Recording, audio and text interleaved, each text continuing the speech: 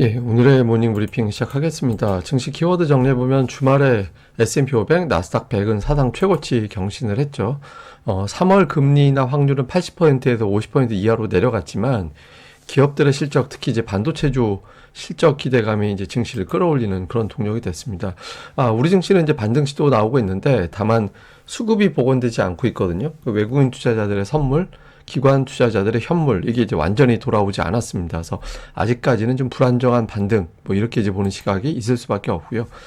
지난주에 업종별로 보면 반도체, 조선, 통신 장비 이 세 개 정도만 강세를 보이고 나머지는 좀 주춤거리는 그런 모습이 나타났거든요. 근데 이번 주도 제가 보기에는 좀 차별화 장세가 되게 심할 것 같아요. 그래서 이런 부분들에 좀 주목을 하면서 시장을 봐야 될 것 같습니다.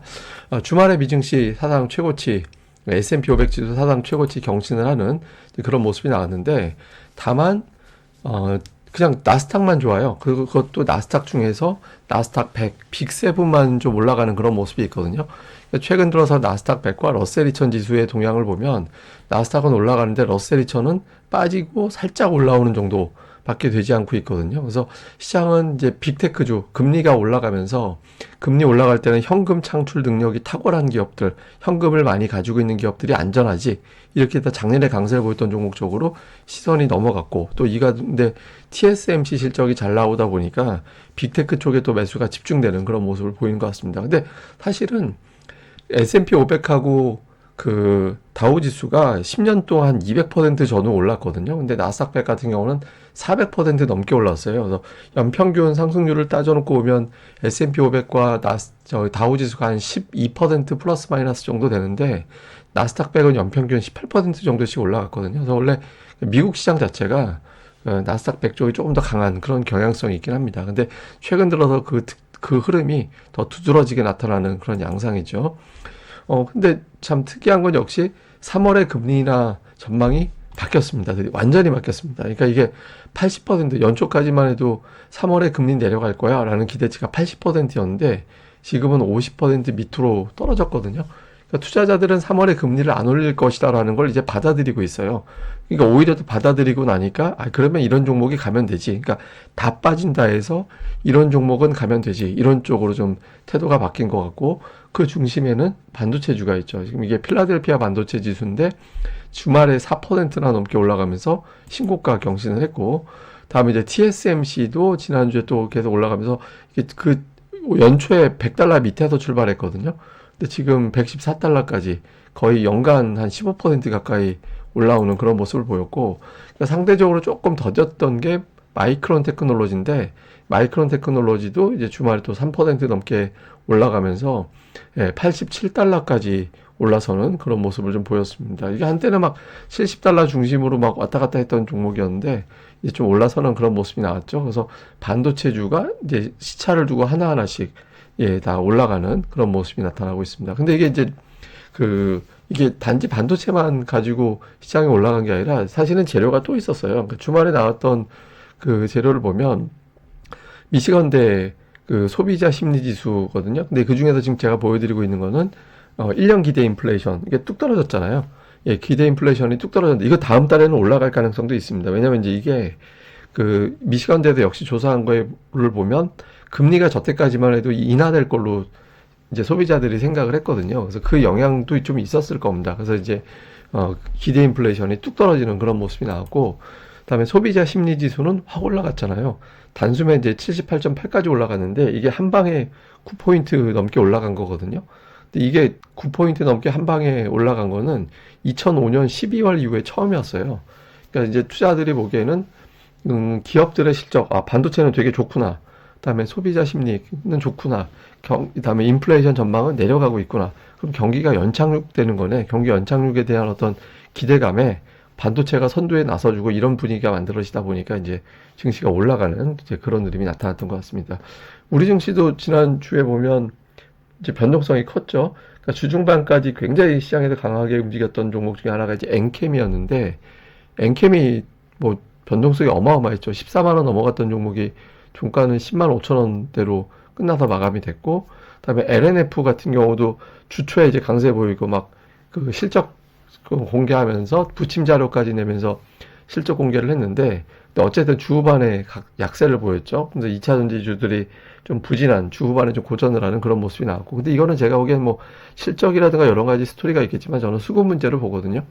여기 갖고 있던 투자자들이 다른 거 투자할 종목이 생겼네? 라고 해서 이제 그쪽으로 넘어가는 것도 아마 주가가 빠진 이유였을 거예요. 그래서 뭐 한미반도체 실적이 잘 나오면서 이틀 동안 올라가고, 이게 이제 보시면 월화수 약하고 목금 올라갔잖아요. 다른 종목 보면 월화수목 강했다가 금요일 빠진다든가, 월일 화 강했다가 화수목 빠진다든가, 수목금 빠진다든가, 이렇게 해서 종목들이 좀 이동해 나가고 있는 그런 모습이 나오고 있거든요. 그리고 또 이제 좀 또 하나 강했던 게 지난주에 조선주에 보면 이제 삼성중공업이 또 역시 요일별로 보면 뭐 2차 전지주를 비롯해서 저런 종목들도 강하게 움직였던 종목들이 약하면서 이쪽으로 자금이 조금 분산이 되는, 뭐 전체가 다 이동했다라는 건 아니지만 부분적으로 갈아타기가 나타나면서 업종별 시소타기가 또 진행이 되는 그런 모습이 나타난 것 같습니다. 수급의 특징이 되게 중요한데, 외국인들이 지난주 5일 연속해서 이제 매도를 했다가 금요일에 대량으로 매수가 붙어서 들어왔거든요. 근데 이제 보면 매수한 종목이 지난주 금요일에 7천억 들어왔는데, 이제 삼성전자, SK 하이닉스 두 종목 매수만 6,500억이 들어왔어요. 우리가 거의 매수의 거의 90% 정도가 이제 삼성전자, 하이닉스에 거의 집중이 되어 있는 그런 양상인데, 보시면 선물이 아직 매도예요.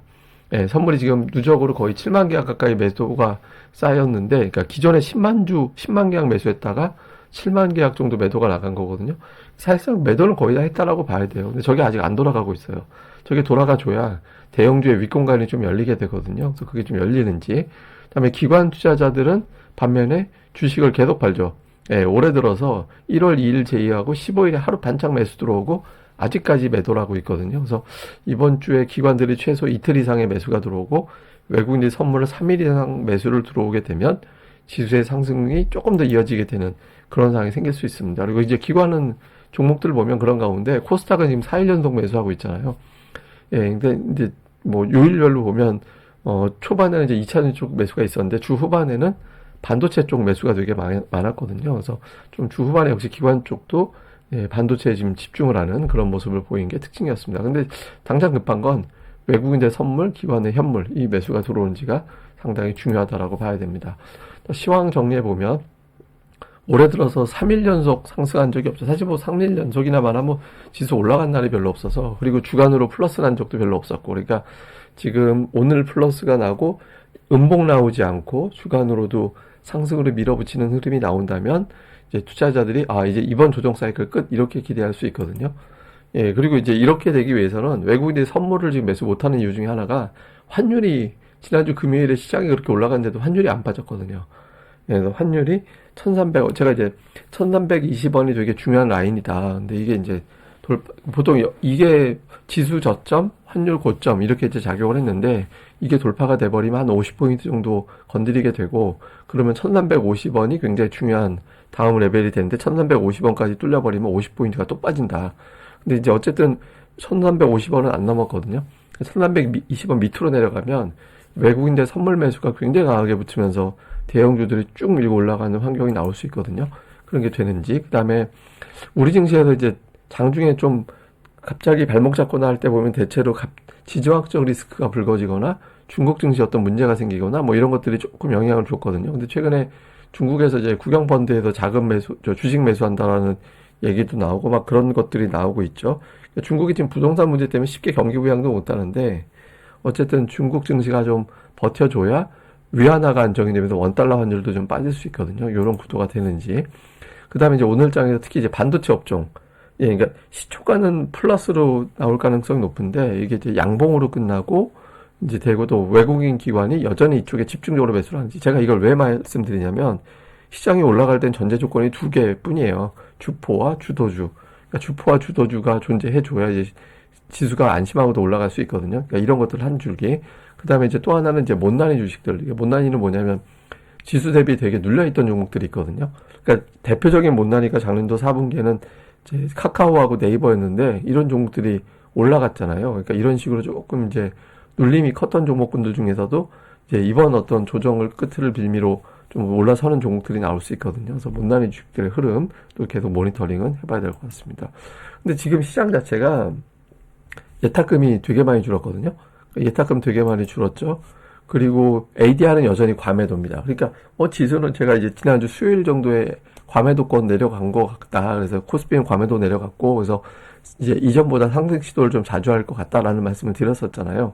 근데 지금 예탁금이 낮거든요. 이걸 짬뽕해서 우리가 어떻게 해석을 할 수 있냐면, 시장은 이렇게 될 확률이 높습니다. 그러니까 플러스 나는 상승 시도하는 종목들이 앞으로는 계속 자주 시도가 될 거예요. 근데 문제는 뭐냐면, 대장주 몇 개는 막 4, 5%씩 확확 올라가는데, 나머지는 그냥 강보합 정도 되는 1% 정도 왔다 갔다 정도만 플러스가 나는 정도? 그러니까 지수가 막 코스닥 1000개 종목이 상승인데 내 종목이 분명히 플러스는 나는데 조금밖에 뭐 강보 0.5%막 이렇게 1% 이렇게밖에 안 올라가는 케이스들 있잖아요.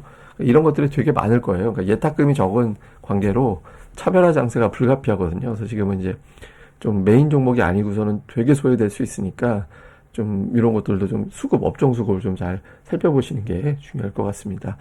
예, 또 자세한 건 제가 또 오후 방송에서 정리해 드리겠습니다. 이 방송 좋아요하고 구독하기 꼭 부탁드립니다. 감사합니다.